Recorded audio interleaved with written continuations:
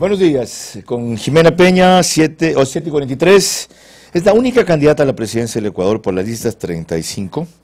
Ella es azuaya, emigró a Estados Unidos a los 19 años, máster en Administración, Economía y Negocios Internacionales, militó en la política desde muy joven, en el 2008 fue candidata a la Asamblea Nacional por Alianza País en representación de los migrantes, en el 2013 fue electa asambleísta por la circunscripción de Estados Unidos y Canadá, reelegida en el 2017, esto provocó su retorno al país como asambleísta, siendo coordinador del bloque parlamentario de Alianza País y Aliados.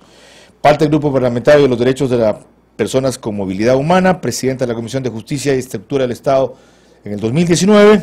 Hoy representa a los militantes de Alianza País. Incluye en su plan de gobierno 4 sectores prioritarios: los migrantes, las mujeres, jóvenes y ruralidad.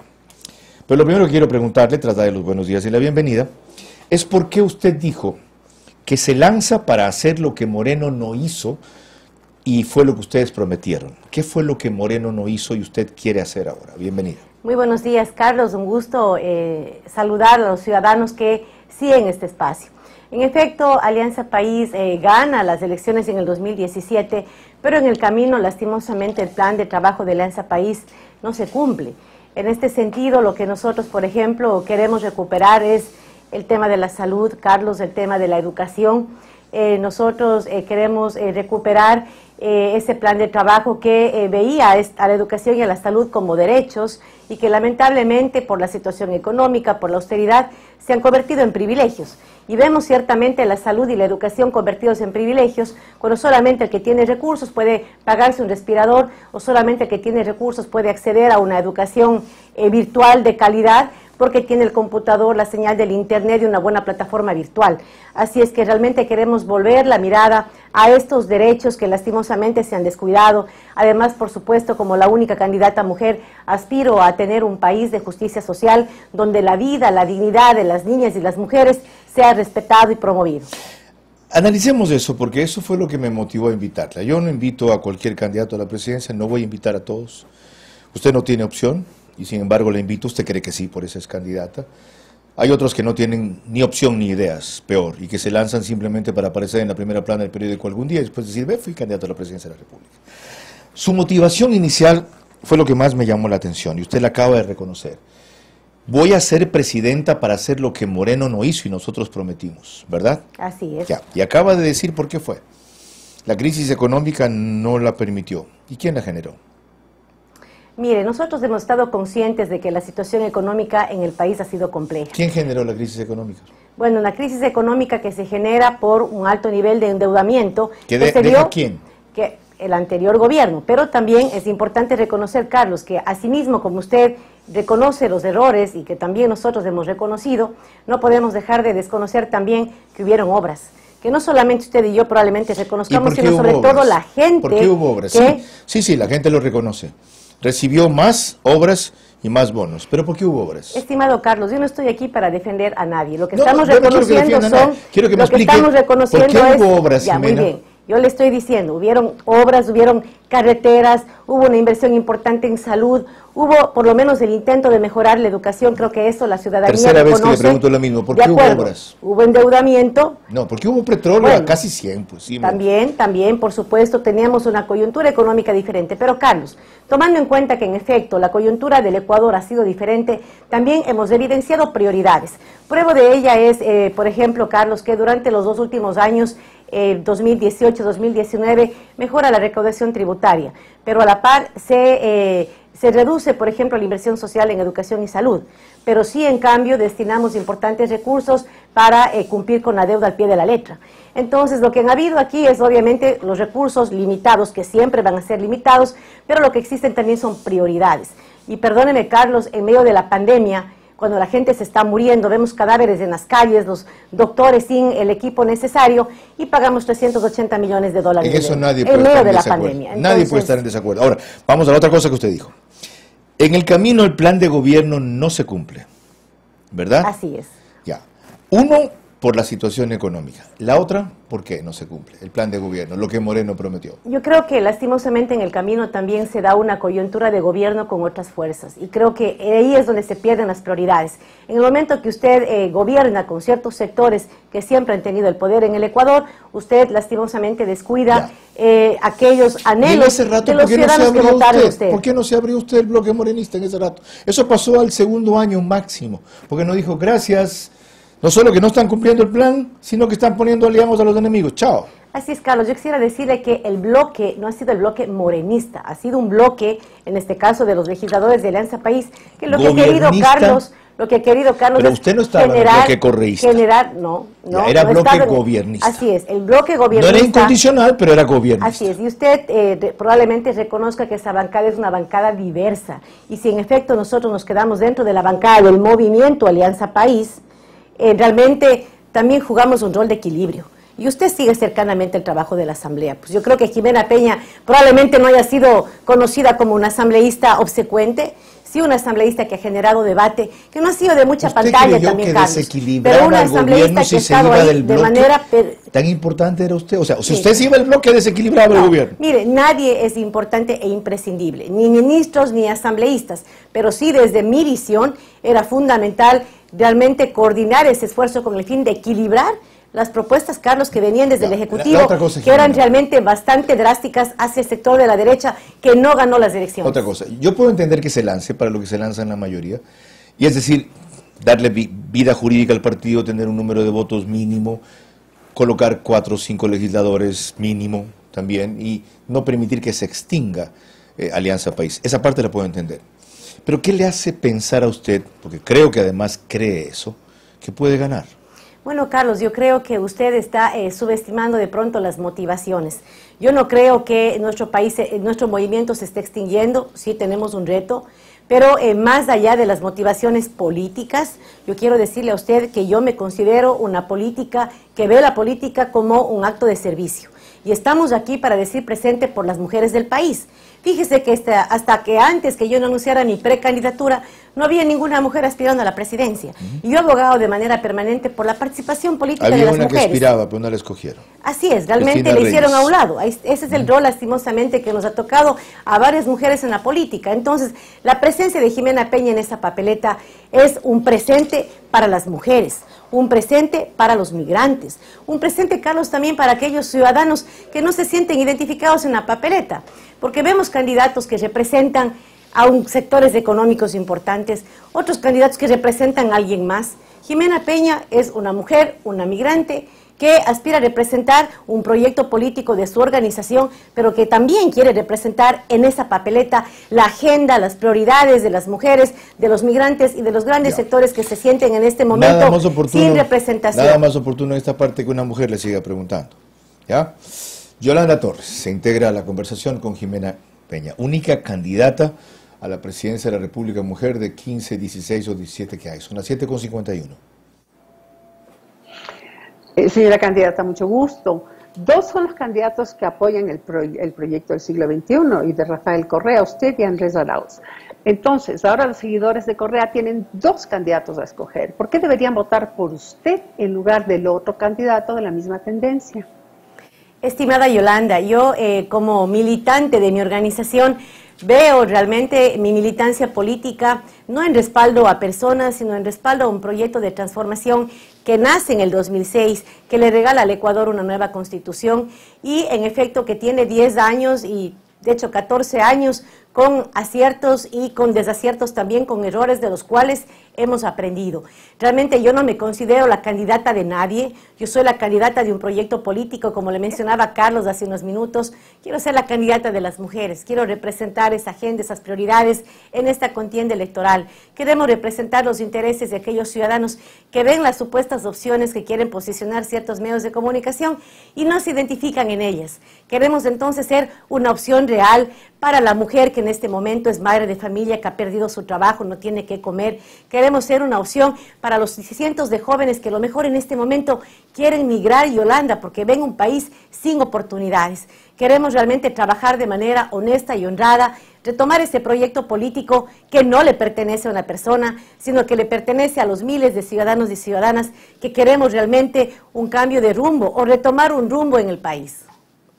¿Cuáles son las omisiones de esa primera parte del proyecto, de esos 10 años que usted rescata, que no se hicieron y que son importantes que usted los lleve adelante? Mire, Yolanda, cuando yo regresé, después de haber vivido 18 años de migrante en Estados Unidos, dejando mi trabajo permanente, yo vine para sumarme a un proyecto de cambio que convocaba gente nueva, gente joven y gente honesta de manos limpias.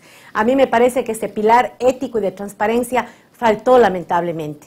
Y esto se evidenció, por ejemplo, cuando tuvimos la ruptura, un grupo de excompañeros decidió defender personas, en vez de defender la ética, la transparencia y el tema de manos limpias, que era fundamental para un proyecto político que se dice transformador y pertenecerle a las grandes mayorías. Esa ha sido la más grande omisión, la que ha hecho imposible, por ejemplo, que yo como mujer, como migrante, como militante, pueda irme a ese lado de la orilla. Pero hablemos de cosas puntuales, porque todo está muy bien, o sea, todas las propuestas y en general de los candidatos en la parte teórica está muy bien y hablan, hacen buenos diagnósticos y hablan de lo que se necesita, pero un tema, por ejemplo, lacerante en nuestro país, como tantos otros, pero uno que me llamó la atención, la desnutrición crónica en niños menores de 5 años, que es del 23% de la población, y en menores de 2 años llega al 27%. Esta fue una omisión de esos 10 años que usted rescata. ¿Qué pasó? ¿Qué va a hacer usted ahora con ese tema? Yolanda, yo voy a priorizar lo que cualquier madre de familia priorizara en su hogar. Creo que las mujeres que me escuchan me darán la razón.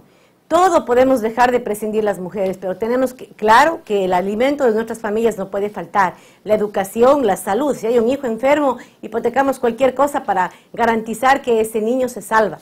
Estas son las prioridades con las que yo creo el Ecuador debe gobernarse. Enfrentando una pandemia, en una crisis económica, con total abandono por parte del gobierno actual, yo creo que es fundamental entonces gobernar con esa prioridad. En este caso de la desnutrición infantil, mire, nosotros estamos proponiendo un mecanismo que se llama Renta Básica de Emergencia, que es una iniciativa temporal para ayudar a esas familias que están totalmente golpeadas por la pandemia, por la crisis económica, a garantizar alimento en su mesa, que es fundamental para evitar la desnutrición. Tenemos una deuda histórica con la Sierra Centro, en provincias como Cotopaxi, como Chimborazo, Cañar, por ejemplo, que son provincias agrícolas, provincias de donde están los más altos índices de migración, y no es coincidencia, ha sido porque estos sectores, pese a que son los que alimentan al Ecuador, lastimosamente han estado olvidados por los gobiernos de turno. Queremos combatir esa pobreza que se da, por ejemplo, en la Sierra Centro, a propósito del nivel de desnutrición que se da de manera mucho más fuerte en Chimborazo, por ejemplo. Ya que bueno que podamos continuar con temas puntuales que también llaman la atención. La reactivación económica, ¿usted la va a propiciar a través de la inversión pública, como también se hizo en la década de Correa, en el sentido de que la reactivación viene de esa inversión del Estado? No, estimada Yolanda, creo que tenemos que aprender a impulsar y a respetar el sector privado, pero también es importante que el sector privado se comprometa con el país. Le doy un ejemplo. Durante los 3 últimos años, el Ecuador ha permitido o ha dejado de percibir 4.500 millones de dólares para impulsar las fuentes de trabajo desde el sector privado. Ese sector privado se comprometió a crear esas plazas de empleo, pero la verdad es que incluso hasta antes de la pandemia no había ningún resultado, digamos, palpable sobre el esfuerzo que realizó el sector privado para, luego de haberse beneficiado de esas exenciones, poder reinvertir en nuevas plazas de trabajo, en mejora tecnológica.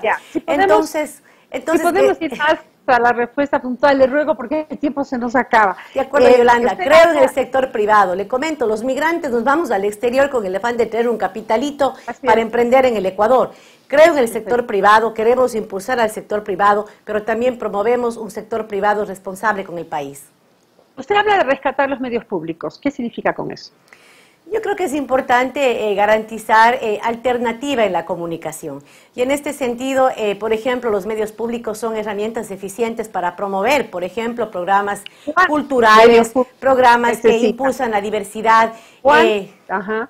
Entonces creo que... ¿Cuántos se van a manejar y cuántos se van a manejar desde la Secretaría de Comunicación de Gobierno?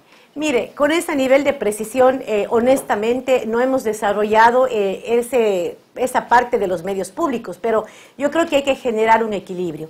Tenemos que respetar también a los medios privados. Yo soy una defensora de la libertad de expresión, de hecho tolero bastante la crítica, pero yo creo que sí es importante también, hasta para diversificar contenidos, garantizar también una comunicación pública que nos permita tener criterios desde diferentes perspectivas. Ya, usted al igual que Arauz, quien compite por el mismo electorado, habla de la renta básica de emergencia de carácter temporal. Esto quiere decir que se ofrece a jefas y jefes de hogar un monto de $400 mensuales. ¿Cómo los va a financiar? Recuerde que usted se sentaría el 24 de mayo, se posicionaría, y el 31 ya tiene que empezar a pagar deuda externa, deuda interna, sueldos, salarios, todos los compromisos que tiene el gobierno nacional. Yolanda, yo quisiera hacer una diferencia entre lo que se ha propuesto por el sector correísta. Entiendo que hay un proyecto de ley que quiere plantear un debate sobre una renta básica universal. Nuestra propuesta es una renta básica de emergencia. Acogiendo las recomendaciones de instancias internacionales que piden a los gobiernos desarrollar mecanismos innovadores de apoyo social en medio de la pandemia y de la crisis. Nuestra iniciativa es temporal, absolutamente de emergencia para enfrentar la parte más crítica de la pandemia que está llevando a ciudadanos a quitarse la vida, ciudadanos a cometer actos de delincuencia por la desesperación de no tener trabajo y no poder alimentar a su familia. ¿Cómo financiar esta iniciativa? Le comento que la misma es un instrumento de política monetaria que no requiere tributos, no requiere endeudamiento, es un mecanismo de pago virtual. Estaríamos hablando de cerca de 400 millones que bien pueden apalancarse a través de títulos de Banco Central. Le comento que hemos realizado algunas conversaciones con expertos también, hemos profundizado el tema y es una herramienta totalmente factible, insisto, de manera temporal. Por ejemplo, podríamos hablar que se puede implementar por 6 meses. Que temporal que sea, serían 4.800 millones al año y si son 6 meses son 2.400 millones de dólares. Igual es un monto importante. No, Yolanda, no hemos dado, digamos, cifras exactas. Yo refería a 400 millones al año, no mensuales. Al año. Así es, insisto, nuestra propuesta no es la misma que se está presentando en la otra iniciativa que habla de una renta universal. Nuestra renta es de emergencia y direccionada a los sectores más empobrecidos de la sociedad. Exactamente, la otra es para todos los ecuatorianos y es ilimitado también en el tiempo. Muchísimas gracias. Nosotros no estamos planteando aquello. Gracias por la aclaración y volvemos con Carlos Vera desde Guayaquil. Gracias, Yolanda. A ver, yo quiero seguir con esto un ratito, porque qué bueno que lo citaste. Usted ya explicó la diferencia entre la de ustedes y la que hace Arauz. La que hace Arauz, entiendo yo, de renta básica universal, llegaría para 5 millones de ecuatorianos en capacidad de trabajar sin empleo. La de usted dice su propuesta, $400 mensuales. ¿Dice o no? Sí, hay una conexión ahí. No, dice o no, entonces que cambien la propaganda. ¿Ok? $400 mensuales, usted recién acaba de aclarar que es temporal, yo supongo que será durante el primer año. $400 mensuales, ya para 1 millón de personas, ¿cuánto es al mes? 400 millones de dólares. ¿Cuánto es al año?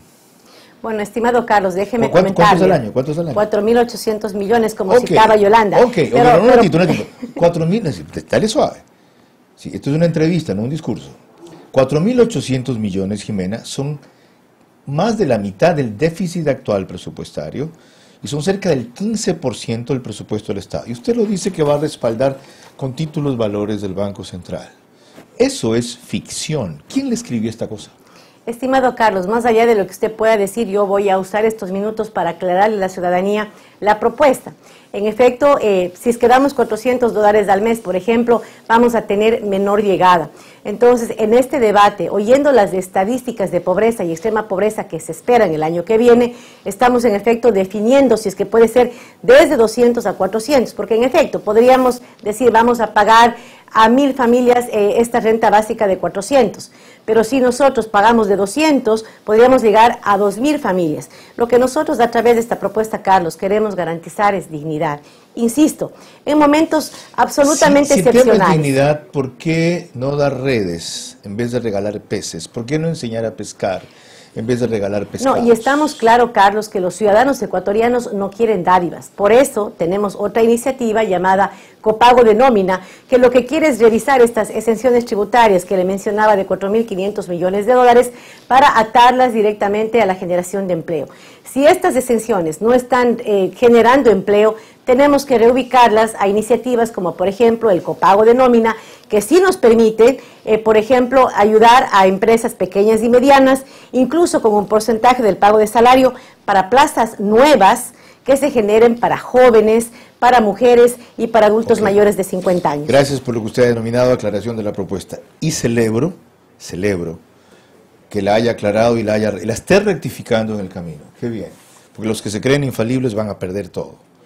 8:04, Jimena Peña, candidata a la presidencia de la República, una mujer, única mujer, por Alianza País, siguen siendo ellos 35.